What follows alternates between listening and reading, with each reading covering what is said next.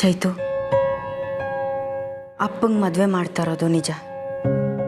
ಡ್ಯಾಡಿಗೆ ಮದುವೆ ಮಾಡ್ತಾ ಇದ್ದೀರಾ? ಹಂಗಾದ್ರೆ ನೀವು ನಮ್ಮ ಜೊತೆ ಇರಲ್ವಾ? ನಾನು ಎಲ್ಲಿಗೆ ಹೋಗ್ತೀನಿ ಚೈತು? ನಿನ್ನ ಜೊತೆ ಡ್ಯಾಡಿ ಜೊತೆನೇ ಇರ್ತೀನಿ. ಮತ್ತ್ಯಾಕೆ ಡ್ಯಾಡಿಗೆ ಮದುವೆ ಮಾಡ್ತಾ ಇದ್ದೀರಾ? ಎಲ್ಲ ಚಿರುಗೋಸ್ಕರ. ಚಿರು ಎಲ್ಲಿದ್ದಾನೆ ಮಮ್ಮಿ? ಅವನು ಹೊರಟೋದ ಅಲ್ವಾ? ಅವನು ಮತ್ತೆ ಹುಟ್ಟಿ ಬರ್ತಾನೆ ಚೈತು.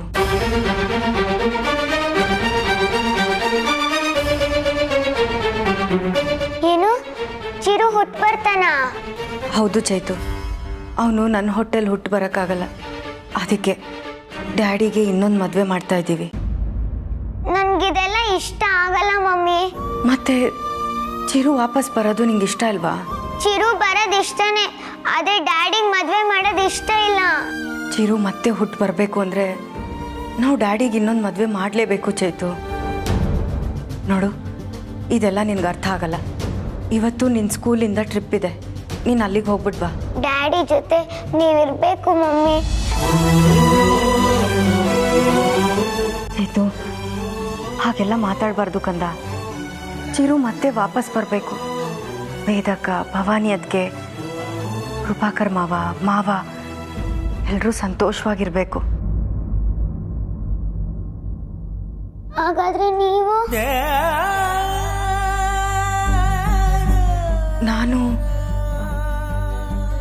ನಾನು ನಿಮ್ಮ ಜೊತೆನೇ ಇರ್ತೀನಿ. ಅಕಸ್ಮಾತ್ ನಾನಿಲ್ಲ ಅಂದರೂ ನಿನಗೆ ಹೊಸದಾಗಿ ಬರ್ತಿದಾರಲ್ಲ ಚಿಕ್ಕಮ್ಮ, ನೀನು ಅವ್ರನ್ನೇ ಅಮ್ಮ ಅಂತ ಕರಿಬೇಕು, ಆಯ್ತಾ? ನನಗೆ ನೀನೇ ಬೇಕು ಮಮ್ಮಿ. ನಿನ್ನನ್ನು ಬಿಟ್ಟರೆ ನಾನು ಯಾರನ್ನೂ ಮಮ್ಮಿ ಅಂತ ಕರೆಯೋದಿಲ್ಲ.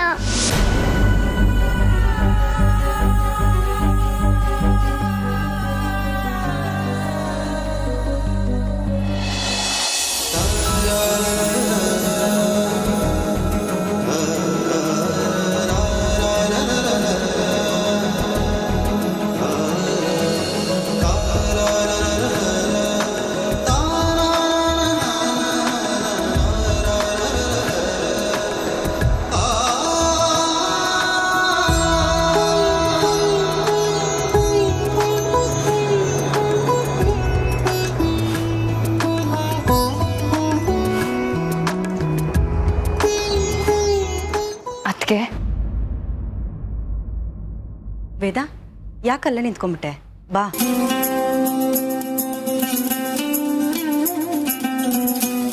ಬಹುಶಃ ಈ ಸಂದರ್ಭನ ನೋಡ್ತಿರೋದು ಇದೇ ಮೊದಲು ಇದೇ ಕೊನೆ ಅನ್ನಿಸ್ತಿದೆ. ಅದಕ್ಕೆ ಗಂಡನಿಗೆ ಮದುವೆ ಮಾಡಿಸೋಕೆ ಹೆಂಡತಿನೇ ಅರ್ಶಿನ ಶಾಸ್ತ್ರ ಮಾಡ್ತಾ ಇರೋದು ನೋಡಿದ್ರೆ ನನ್ನ ಹೃದಯ ಕಿತ್ತು ಬರ್ತಿದೆ. ಶಾಸ್ತ್ರ ಏನಿದೆಯೋ ಅದೆಲ್ಲ ಮಾಡೋದ್ರಿಂದ ಮದುವೆ ಸಂಪೂರ್ಣ ಆಯಿತು ಅನ್ನೋ ತೃಪ್ತಿ ನನಗೆ. ಹೀಗೆಲ್ಲ ಮಾಡೋದ್ರಿಂದ ಚಿರುಗೆ ತುಂಬ ಸಂತೋಷ ಆಗುತ್ತೆ. ಅವನು ಹುಟ್ಟಿ ಬರೋದಕ್ಕೆ ಯಾವ ಭಂಗನೂ ಆಗಬಾರ್ದು ಅಲ್ವಾ ವೇದ? ಇಂಥದ್ದೆಲ್ಲ ನಿಮ್ಮಿಂದ ಮಾತ್ರ ಸಾಧ್ಯ ಅನಿಸುತ್ತೆ. ಇದೆಲ್ಲ ಸಹಿಸ್ಕೊಳ್ಳೋ ಶಕ್ತಿ ಇನ್ಯಾವ ಹೆಣ್ಣಿಗೂ ಇರೋದಿಲ್ಲ. ಅದಕ್ಕೆ ಅಣ್ಣನಿಗೋಸ್ಕರ, ಈ ಮನೆಗೋಸ್ಕರ ನೀವು ಮಾಡ್ತಿರೋ ತ್ಯಾಗ ನೋಡಿದ್ರೆ ನಾವು ಕೈ ಎತ್ತಿ ಮುಗಿಬೇಕು ನಿಮಗೆ.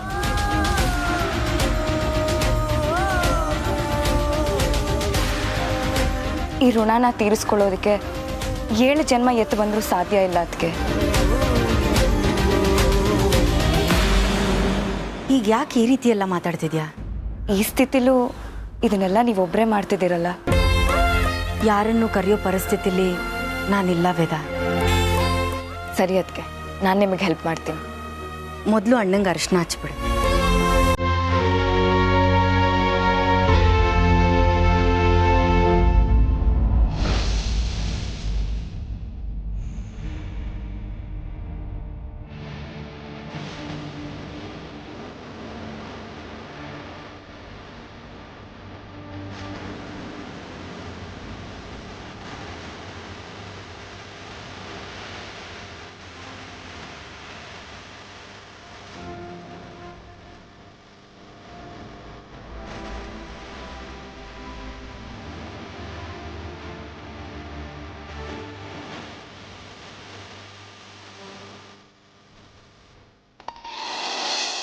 ಏನು ಮಾತು ಅಂತ ಆಡ್ತಿದ್ಯಮ್ಮ ನೀನು?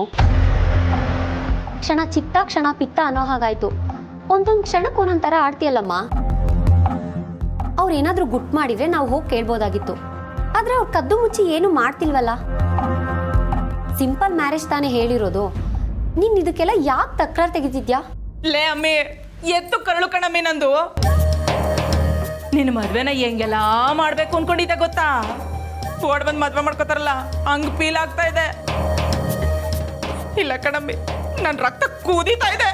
ನನಗೂ ಅರ್ಥ ಆಗುತ್ತೆ ನಿನ್ನ ಫೀಲಿಂಗ್ಸ್. ನಾನು ಒಂದು ಹೆಣ್ಣು ಯಾವ ವಿಷಯದಲ್ಲಿ ಬೇಕಾದರೂ ಕಾಂಪ್ರಮೈಸ್ ಆಗ್ತಾಳೆ. ಆದರೆ ತನ್ನ ಮದುವೆ ವಿಚಾರದಲ್ಲಿ ತುಂಬ ಕನಸುಗಳನ್ನ ಕಟ್ಕೊಂಡಿರ್ತಾಳೆ. ಏನು ಮಾಡೋದು? ನಮ್ಮದು ನಿದ್ದೆಲ್ಲಿ ಕಾಣೋ ಕನಸು. ಅದಕ್ಕೆ ಎಲ್ಲಾನು ಸಹಿಸ್ಕೊಂಡಿದ್ದೀನಿ. ನಾನು ಕ್ಷಮಿಸ್ಬಿಡಮ್ಮಿ. ನಿನ್ನ ಕನ್ಸುಗಳನ್ನೆಲ್ಲ ಗಂಟು ಮುಟ್ಟೆ ಕಟ್ಟಿ ಹಿಂಗೆಲ್ಲ ತಾಳಿ ಕಟ್ಸ್ಕೊಳ್ಳೋ ಕರ್ಮ ನಮಗಿಲ್ಲ. ಇವ್ರು ನಂಬ್ಕೊಂಡು ಬಂದಿದ್ದಕ್ಕೆ ಹಿಂಗ್ ಮಾಡ್ತಾರೆ ಅಂತ ನಾನು ಅನ್ಕೊಂಡಿರ್ಲಿಲ್ಲ. ಅವ್ರದ್ದೇನು ತಪ್ಪಿಲ್ಲ ಅಮ್ಮ. ನೀನು ಎಷ್ಟು ಹೇಳಿದ್ರು ನಾ ಕೇಳಕ್ಕಿಲ್ಲ ಕಣಮ್ಮಿ. ನಾನು ಕೈ ಕೊಟ್ಕೊಂಡು ಸುಮ್ಮನೆ ಕೂತಿ.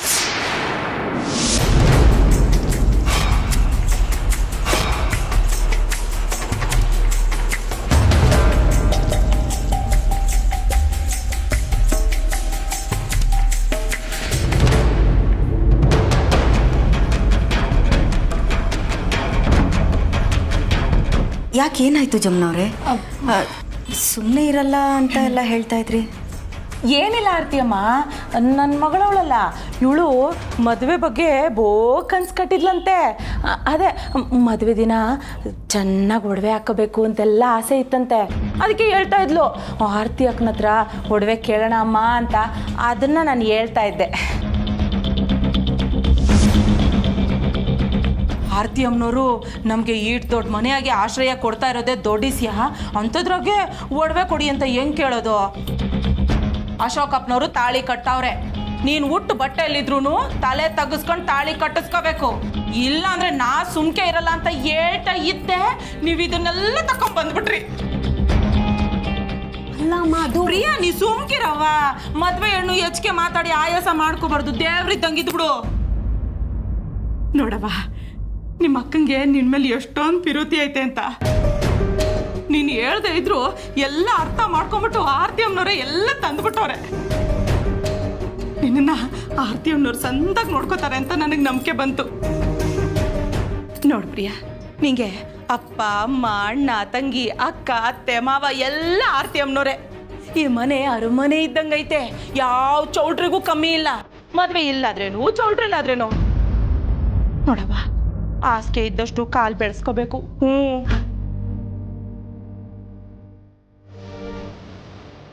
ಪ್ರಿಯಾ, ನೀನು ಯಾವುದಕ್ಕೂ ಬೇಜಾರು ಮಾಡ್ಕೋಬೇಡ. ಹೆಣ್ಣಿನ ಜೀವನ ಬದಲಾಗೋದೆ ಮದುವೆ ಅನ್ನೋ 3 ಪದಗಳಿಂದ. ಎಷ್ಟೇ ಬಡತನದಲ್ಲಿದ್ರೂ ಹೆಣ್ಣು ಸಿಂಗಾರ ಪ್ರಿಯೆ. ಅವಳ ಸೌಂದರ್ಯನ ಆರಾಧಿಸೋಷ್ಟು ಯಾವುದನ್ನೂ ಆರಾಧಿಸೋದಿಲ್ಲ. ನಿನ್ನ ನೋವು ಏನು ಅಂತ ನನಗೆ ಅರ್ಥ ಆಗುತ್ತೆ.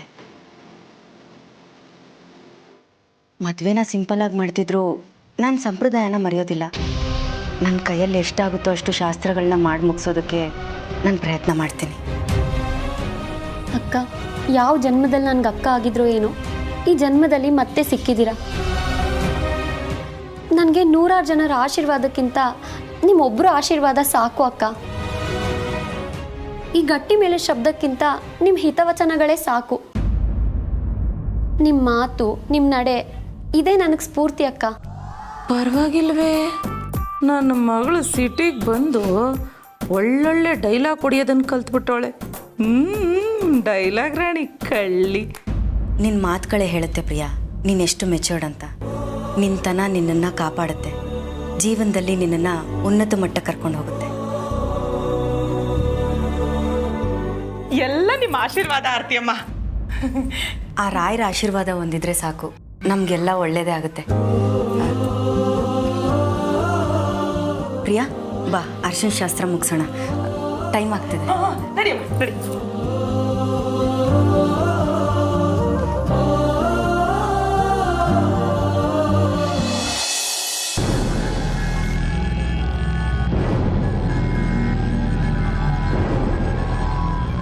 ಅವನೇ ಇನ್ನೂ ರೆಡಿ ಆಗಿಲ್ವಾ?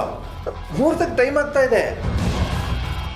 ಪ್ರಪಂಚದಲ್ಲಿ ಇಂಥ ಒಂದು ಮದುವೆ ನಡೀತಾ ಇರೋದೇ ಅಪರೂಪ. ಅದಕ್ಕೆ ನಾವೆಲ್ಲ ಸಾಕ್ಷಿ ಆಗ್ತಾ ಇದೀವಲ್ಲ, ಅದು ತುಂಬ ವಿಶೇಷ. ಓಹೋ, ನೀವೇನು ಮೈದನ್ ಮದುವೆಗೆ ತುಂಬ ಅರ್ಜೆಂಟಲ್ಲಿ ರೆಡಿ ಆಗ್ತಿರೋ ಹಾಗಿದೆ. ಹೋಗಿ ಮೈಲ್ ದೂರ ಹೋಗಬೇಕು, ಹೋಗಿ ಸಾರುಟ್ ತಗೊಂಡು ಬನ್ನಿ.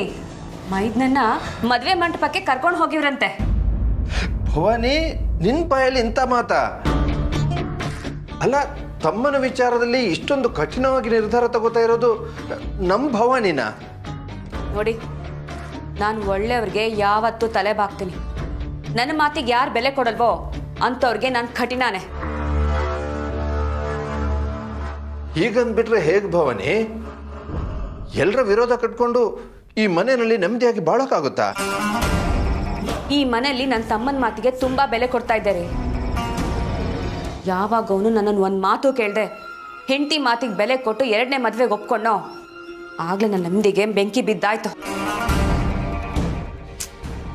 ನನಗೆ ಇದು ಮದುವೆ ಅಂತಾನೆ ಅನಿಸ್ತಾ ಇಲ್ಲ ರೀ. ಅಲ್ಲಿ ಎಲ್ಲರೂ ಮುಂದೆ ಬಂದು ಅಕ್ಷತೆ ಹಾಕೋದಕ್ಕೆ ನನಗೆ ಮನಸ್ಸಿಲ್ಲ. ನೀವು ಹೋಗಿ, ನಾನು ಬರೋದಿಲ್ಲ. ಅಲ್ಲ ಭವಾನಿ, ನೀನೇ ಹೀಗೆ ಹೇಳಿಬಿಟ್ರೆ ನಾನೊಬ್ಬನೇ ಹೋಗಿ ಸಂತೋಷವಾಗಿ ಅಕ್ಷತೆ ಹಾಕಿ ಬರೋಕ್ಕೆ ನನಗೆ ಮನಸ್ಸಾದರೂ ಹೇಗೆ ಬರುತ್ತೆ ಹೇಳು? ನೋಡು, ಅಶೋಕ್ ಈ ಮದುವೆಗೆ ಸಂಪೂರ್ಣವಾಗಿ ಒಪ್ಪಿಗೆ ಕೊಟ್ಟಿಲ್ಲ. ಆರತಿ ಕೊನೆ ಆಸೆ ಈಡೇರಿಸ್ಬೇಕಲ್ಲ ಅಂತ ಒಪ್ಕೊಂಡಿದ್ದಾನೆ. ನನಗನ್ಸುತ್ತೆ ಯಾವ ಕ್ಷಣದಲ್ಲಿ ಬೇಕಾದರೂ ಅಶೋಕ್ ಈ ಮದುವೆ ಬೇಡ ಅಂತ ಹೇಳ್ಬೋದು. ಹಾಗಂತೀರಾ? ನೋಡು ಭವಾನಿ, ಇನ್ಮುಂದೆ ನಾವು ಈ ಮನೆಯಲ್ಲಿ ನಾಟಕೀಯವಾಗಿ ನಗ್ನಗ್ತಾ ಇರೋಣ. ಡ್ರಾಮಾ ಇಲ್ಲಿಗೆ ಮುಗಿಯೋದಿಲ್ಲ. ಇನ್ನು ಮುಂದೆ ತುಂಬ ನೋಡೋದಿದೆ. ಎಲ್ಲರೂ ಅಲ್ಲಿ ಇರಬೇಕಾದ್ರೆ ನೀನು ಮಾತ್ರ ಅಲ್ಲಿಲ್ಲ ಅಂದರೆ ನನಗೆ ಬೇಜಾರಾಗುತ್ತೆ. ಆಮೇಲೆ ಎಲ್ಲರ ದೃಷ್ಟಿಯಲ್ಲೂ ನನ್ನ ಹೆಂಡತಿ ಕೆಟ್ಟವಳಾಗೋದು ನನಗೆ ಇಷ್ಟ ಇಲ್ಲ. ನೋಡು ಭವಾನಿ, ನಾನು ಅವತ್ತೇ ಹೇಳಿದ ಹಾಗೆ ಈ ಮನೆಗೆ 100 ಜನ ಸೊಸೆಂದ್ರು ಬಂದರು, ಮನೆ ಮಗಳು ನೀನೊಬ್ಳೆ.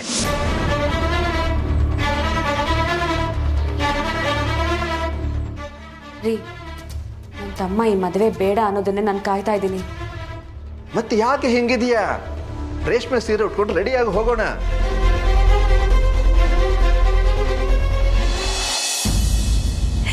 ಅವ ಪ್ರಿಯಾ, ಈ ಅರ್ಶನದಿಂದ ನಿನ್ನ ಮೇಲೆ ಯಾವ ಕೆಟ್ಟ ದೃಷ್ಟಿನೂ ಬೀಳದೆ ಇರಲಿ.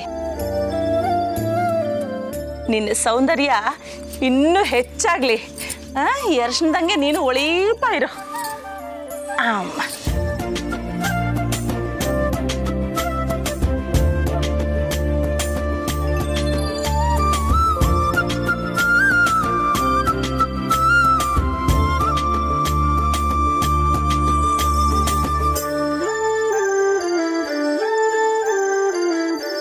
ದೇವ್ರ ಸಂದಾಕಿಟ್ಟಿರ್ಲಿ ಕಣವ.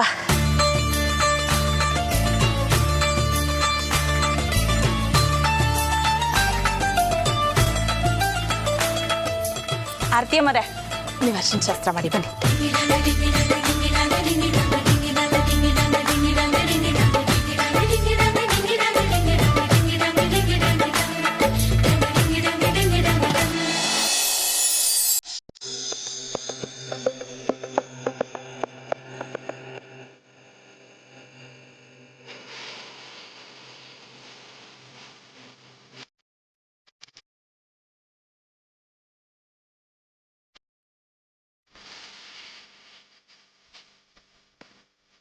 ವೇದಮ್ಮ,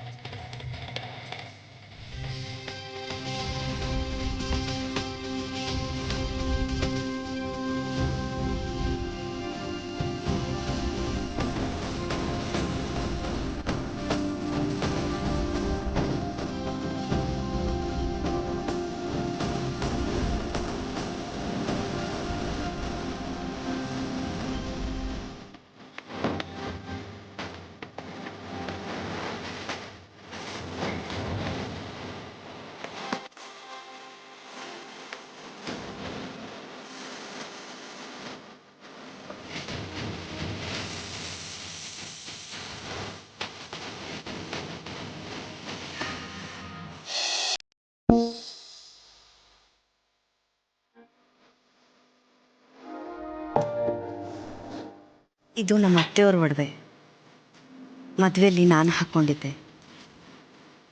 ಈಗ ನೀನು ಹಾಕ್ಕೊಳ್ತಿದ್ಯಾ.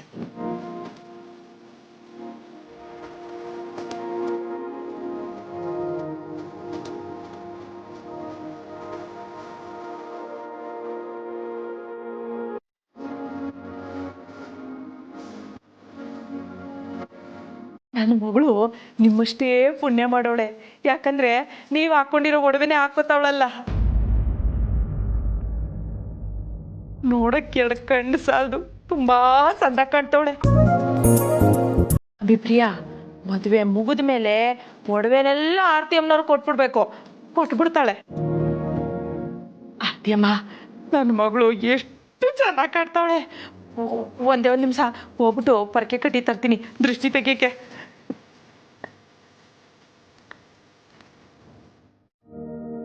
ನೋಡಿದ್ಯಾ ಪ್ರಿಯಾ, ನಿಮ್ಮಮ್ಮ ಎಷ್ಟು ಸಂತೋಷ ಪಡ್ತಿದ್ದಾರೆ ಅಂತ. ಹೆತ್ತ ಅಪ್ಪ ಅಮ್ಮನ್ನ ಸಂತೋಷ ಪಡಿಸೋದೇ ಮಕ್ಕಳು ಕರ್ತವ್ಯ. ಮಕ್ಕಳು ಹತ್ತಿರದಲ್ಲಿರಲಿ ದೂರದಲ್ಲಿರಲಿ, ಅವರು ಒಂದೇ ಬಯಸೋದು, ಮಕ್ಕಳು ಯಾವಾಗಲೂ ನೆಮ್ಮದಿಯಾಗಿರಲಿ ಅಂತ.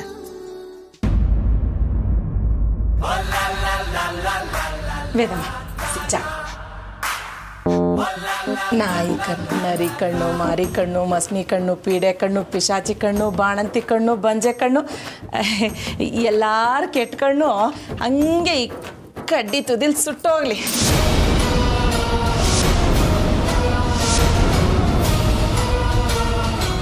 ಸುಟ್ಟು ಹೋಗ್ತೀನಿ.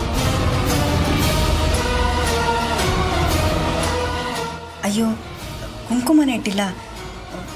ನಾನು ಹೋಗಿ ಕುಂಕುಮ ತರ್ತೀನಿ.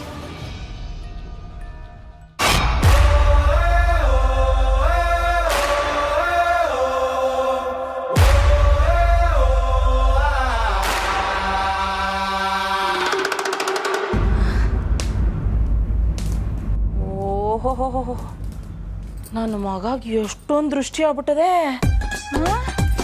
ಎಲ್ಲ ಹೊಟ್ಟೋಗ್ಲಿ.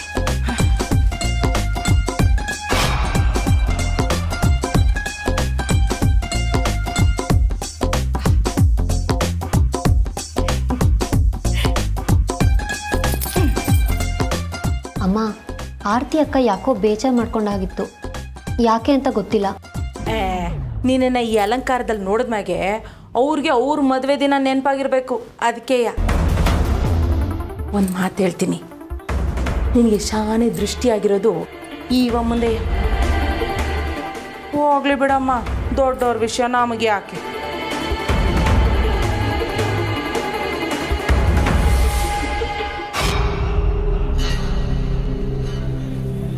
ಅಶೋಕ್, ಯಾಕೆ ಹೀಗೆ ಕೂತಿದ್ದೀರಾ? ಮುಹೂರ್ತಕ್ಕೆ ಲೇಟ್ ಆಗ್ತಿದೆ, ಎದ್ದು ರೆಡಿಯಾಗಿ.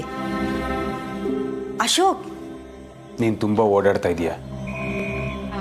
ಆಯಾಸ ಮಾಡ್ಕೊಂಡು ಹೆಚ್ಚು ಕಡಿಮೆ ಆದರೆ ನನಗೇನು ಆಗೋದಿಲ್ಲ, ನಾನು ಚೆನ್ನಾಗೇ ಇದ್ದೀನಿ. ಮೊದಲು ಎದ್ದೇಳಿ ನೀವು. ಏನು ಆಗಲ್ಲ.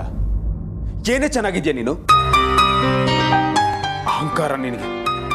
ಮೊದಲು ಅದನ್ನು ಬಿಡು. ಪ್ರಾಣದ ಬೆಲೆ ಏನು ಅಂತ ಗೊತ್ತಾ ನಿನಗೆ? ಮೊದಲು ನಾವು ಚೆನ್ನಾಗಿರ್ಬೇಕು, ಆಮೇಲೆ ಬೇರೆಯವ್ರ ಬಗ್ಗೆ ಯೋಚನೆ ಮಾಡಬೇಕು. ನೀನು ಇಷ್ಟೊಂದು ಒಳ್ಳೆಯವಳಾಗಿದ್ರೆ ಯಾರು ನಿನ್ನ ಕರೆದು ಇಲ್ಲಿ ಅವಾರ್ಡ್ ಕೊಡಲ್ಲ. ಸ್ವಲ್ಪ ನಿನ್ನ ಬಗ್ಗೆ ನೀವು ಯೋಚನೆ ಮಾಡು. ಆಯ್ತಪ್ಪ, ಅದಕ್ಕೆ ಯಾಕೆ ಇಷ್ಟೊಂದು ಕೋಪ ಮಾಡ್ಕೋತಿದ್ದೀರಾ? ನನಗೆ ನಿಮ್ಮ ಫ್ರಸ್ಟ್ರೇಷನ್ ಏನು ಅಂತ ಅರ್ಥ ಆಗುತ್ತೆ. ಈ ಕೋಪ ಮಾಡ್ಕೊಳ್ಳೋಂಥದ್ದು ಏನೂ ಆಗಿಲ್ಲ. ಕೂಲಾಗಿರಿ. ಏನ್ ಕೂಲಾಗಿರೋದು? ಕೂಲಾಗಿರಕ್ ಆಗಲ್ಲ. ಏನಿವಾಗ ನಿನಗೆ ಒಬ್ರನ್ನ ಕಳ್ಕೊಳ್ಳೋ ನೋವು ಏನು ಅಂತ ಗೊತ್ತಿಲ್ಲ. ಅದಕ್ಕೆ ಎಷ್ಟೊಂದು ಸಂಭ್ರಮದಿಂದ ಓಡಾಡ್ತಿದ್ಯಾ. ಆಯ್ತಾಯ್ತು, ನೀವೇ ಸರಿ. ಈಗೇನು, ನನ್ನ ಬಗ್ಗೆ ನಾನು ಕೇರ್ ತಗೋಬೇಕು, ನನ್ನ ಆರೋಗ್ಯದ ಕಡೆ ಗಮನ ಹರಿಸ್ಬೇಕು. ಆಯಿತು, ನನ್ನ ಬಗ್ಗೆ ನಾನು ಕೇರ್ ತಗೋತೀನಿ. ನಿನಗೆ ಯಾರೂ ಇಲ್ಲ ಅಲ್ವಾ? ಅದಕ್ಕೆ ನೀನೇ ಕೇರ್ ಮಾಡ್ಕೋತೀನಿ ಅಂತ ಹೇಳ್ತಾ ಇದೀಯ. ನಾನಿನ್ನೂ ಬದುಕಿದ್ದೀನಿ, ಸತ್ತಿಲ್ಲ.